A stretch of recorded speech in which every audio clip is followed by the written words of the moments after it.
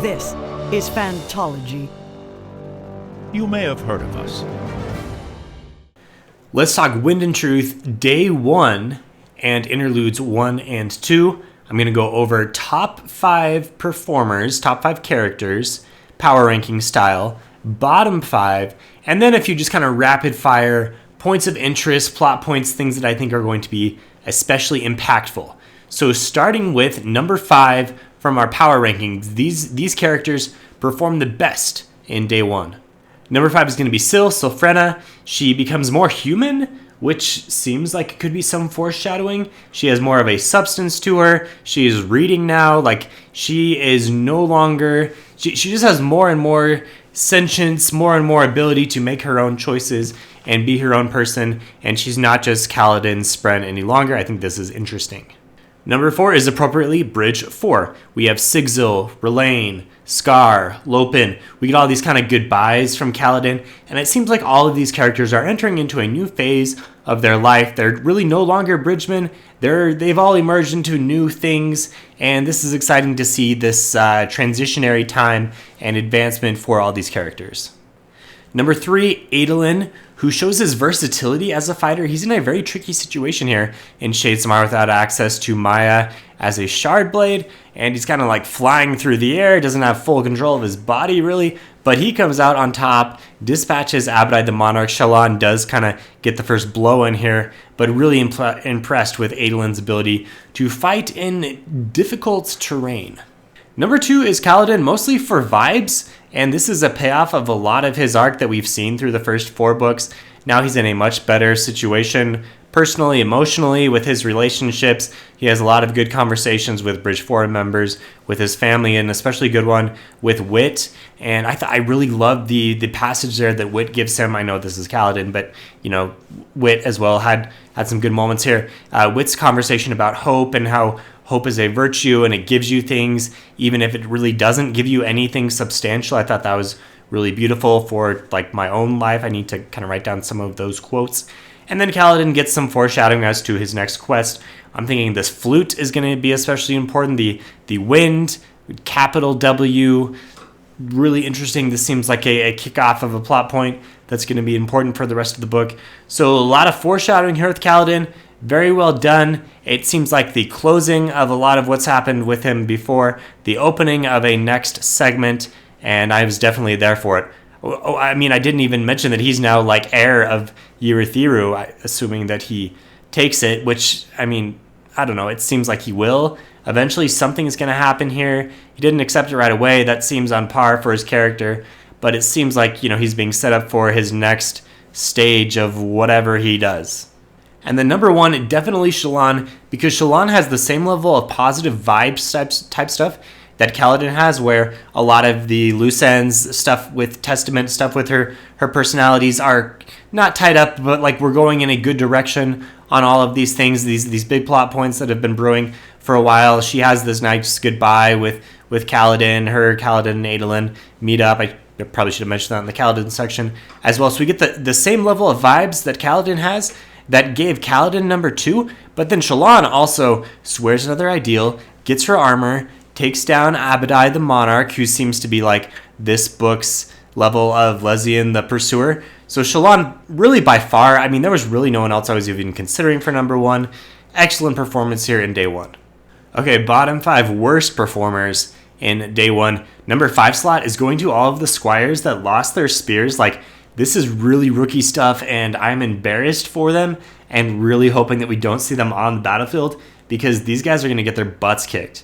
Number 4 is the book quartermaster for being a jerk, and Kaladin have to go in and give her, some basic like therapy 101 stuff. This is not a good look for the book quartermaster at all, and I hope that future librarians behave better in Roshar. Number 3 is going to be Syl. I know Syl appeared on the top 5 list, but Syl also was extremely corny and cheesy in 2 moments. One with the Dung Spren, 2 with the Chol Sussy stuff. Like, this stuff's going to live on Reddit forever, and this is not good for Syl. I did not think these things were funny. This is very cringe. So, I mean, it's nice to see Syl becoming more human, but this is stuff that I do not like about Brandon's writing, and unfortunately Syl was kind of the embodiment of this in day 1. And then finally, I guess on a more serious note, number 2 is going to Kalak, who was captured by the Ghostbloods by Felt, who was revealed to finally have been the traitor. And Kalak was really just kind of a coward the whole time. I know this is part of his like Herald craziness, whatever, but very annoying character. Doesn't really give a lot to anyone. You know, this should be a Herald, someone who's helping us. And I know none of the Heralds really help us. I mean, Ash and Talon, like, maybe they will. I don't know. But Kalak lands himself on the list easy. And number 1's going to the Heavenly Ones and Abadai the Monarch, who had the drop on our heroes, Shallan, Adolin, Windrunners, etc. They could have really issued a, not fatal blow, but like a significant blow to our hopes here. And they got their butts kicked. Adolin he couldn't do anything at first, and then they dropped him into the beat ocean, and Shallan leveled up at the right time. I mean, something of bad luck, I suppose, but Abadai the Monarch was caught monologuing, and it was just really messy, really botched operation. And so, I mean, I don't hope the Heavenly Ones perform better, but let's get our villains in line a little bit more. I'm not impressed at all with Abadai. Like, if this is going to be, Brendan, if you're going to tell me this is the big villain, or this is like the Lesian level threat, then I've got to see a better performance, because initial impressions, 2 out of 10, not threatened at all by this character. Okay, now rapid fire. These are the plot points that I think are especially important from day 1. So we get the in-world book, Wind and Truth. At first I thought it might be Syl writing, but then there was the thing saying that the writer was not with them being Kaladin and Szeth. So now I'm thinking, like, I don't even know who it is, but it sounds kind of similar to like a Sazed thing in Mistborn, where by the end of Wind and Truth, we will have been revealed that the person writing this has become especially important and now has like some level of omniscience. And so I don't know who this is, unfortunately. Like, let me know in the comments below. But interesting for sure. I hope we get more of this in-world book. I'm sure later in one of the other days it'll be part of the epigraphs. The Wind talking, capital W. This feels huge because it's kicking off Kaladin's plot for the rest of the book, and it seems like this Wind is like this primordial being, initial god of Roshar, which I was not even aware that this was a possibility for the planet, but this like predates odium cultivation honor. So very interesting to see where this is going. It's directing Kaladin now over to Ashar and Shinovar, and so whatever happens with this quest with him and Szeth is going to tie in hugely to capital W Wind. Now we get Ba-Edo Mishram mentioned a bit. Ba-Edo Mishram is in the spiritual realm. The Ghostbloods immediately get this knowledge as well. Shallan's got the knowledge, so everyone's going to be converging on the spiritual realm. So I'm assuming a lot of action going on there, which is really interesting. I mean, we've seen it in Secret History, but not a whole lot. And so this has potential for very interesting stuff. Next, just a few kind of quick hitters. So the tower is way powered up. We know this from the end of Rhythm of War, but Shallan gets the knowledge, and so I'm assuming, and I mean, obviously we see it on Kaladin's side as well, but this is interesting. It kind of lets me believe that there won't be a lot of fighting in the tower, like in this area, because it's powered up to the extent that the Voidbringers are not even going to be able to like penetrate the defenses at all. So tower seems like a safe base of operations, what I'm taking away from this. Wit has this conversation with Kaladin, teaches him the flute, and he teaches him specifically the rhythm that guided the humans to Roshar from Ashen. And if that doesn't sound significant to you, what does? The flute has been bounced around a bit here and there throughout the books. It's back. It's been around enough where at this point it's no longer an Easter egg. This is a huge thing, and I'm excited to see where this is going. Brandon has actually hinted at this in the past.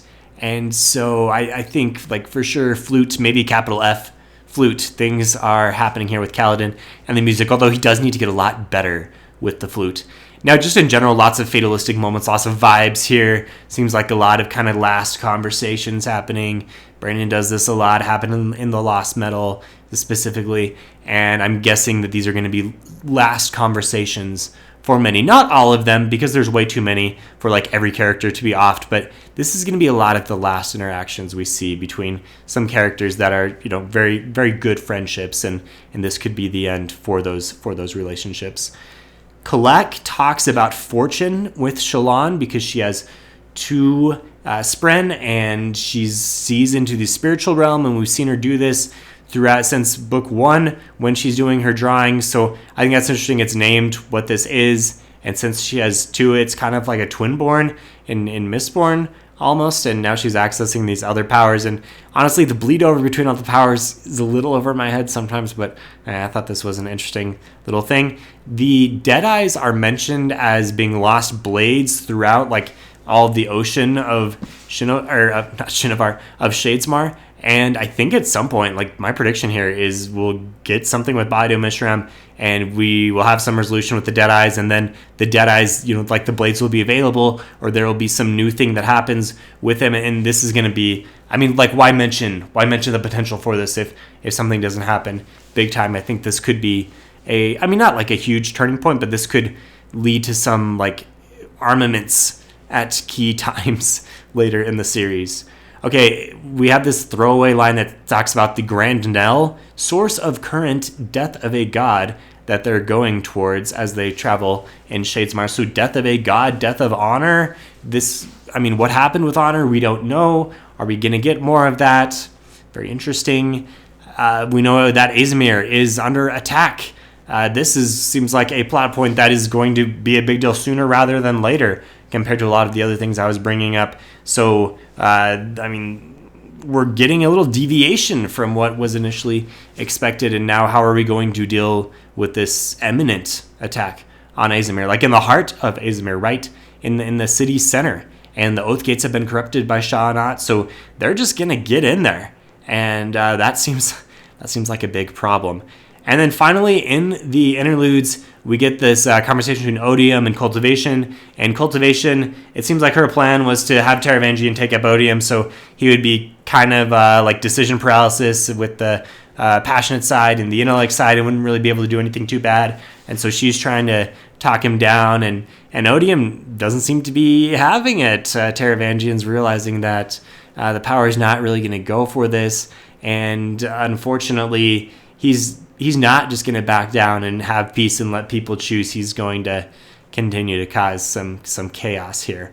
So I'm guessing we're going to get a lot of like Taravangian Odium interludes throughout, and I don't know how much those two characters, Cultivation and Odium, are going to jump into the main plot. Obviously, maybe like later at pivotal times, but it seems like now we're kind of building up some things. This is day one of Toad. Well, I guess maybe day 2, because day 1 was kind of on the first day of the bargain. So we'll say day 2, but day 1 here, and a lot of things that Todium has to figure out before the big contest comes to be. And I'm interested to see how the power changes with the new shard holder. Okay, that was my rapid fire thing. I think I went a little too far, but let me know in the comments where we're going, what theories you have after day 1. Please keep it only to day 1 things. I know a lot of people have read past that, but don't drop comments that are further than that, because people are watching this having only read day 1. So let's be cool about spoilers.